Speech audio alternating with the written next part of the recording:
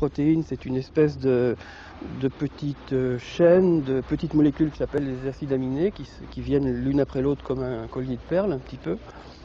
Et chaque fois que l'une s'adjoint après l'autre, c'est un processus qui se déroule dans le temps. C'est à peu près, il y en a en moyenne 4 par seconde, 4 à 5 par seconde.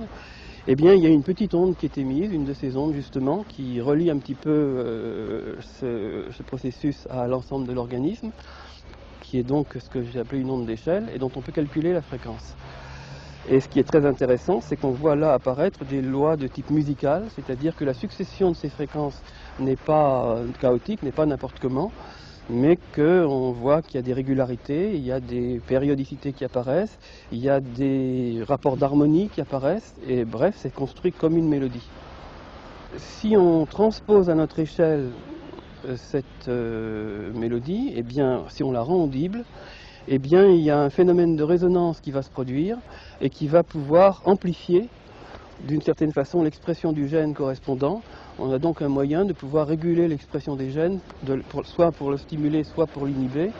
L'expérience suivante a donc été faite, c'est-à-dire que ce sont des techniciens agricoles au Sénégal qui ont planté des tomates, qu'ils ont réparti, donc plusieurs centaines de plants de tomates, qu'ils ont répartis en 2 lots, les uns tels quels, et aux autres, devant les autres, ils ont placé tous les jours un petit radiocassette qui diffusait pendant 3 minutes par jour la séquence d'une musicale correspondant à la synthèse d'une protéine de résistance à la sécheresse chez la tomate, qui s'appelle le TAS14, pour tomato anti-sécheresse, qui avait été découverte par des chercheurs espagnols. Et donc ce qu'on a observé, c'est qu'il y a eu, grosso modo, le rendement des cultures a été multiplié par un facteur considérable, par un facteur 20. Les plants étaient beaucoup plus vigoureux. Il y avait même en fait un léger surdosage, on peut dire, c'est-à-dire que les plantes étaient même gorgées d'eau. Et ils étaient presque 2 fois plus hauts que les plants témoins qui n'avaient pas reçu cette musique.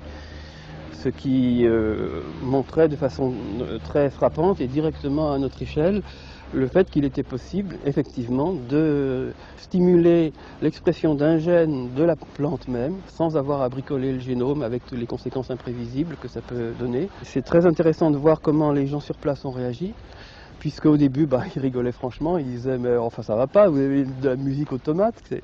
Et puis qu'après, ils ont vu les résultats, et alors ils disaient tout de suite « mais j'y ai toujours cru ».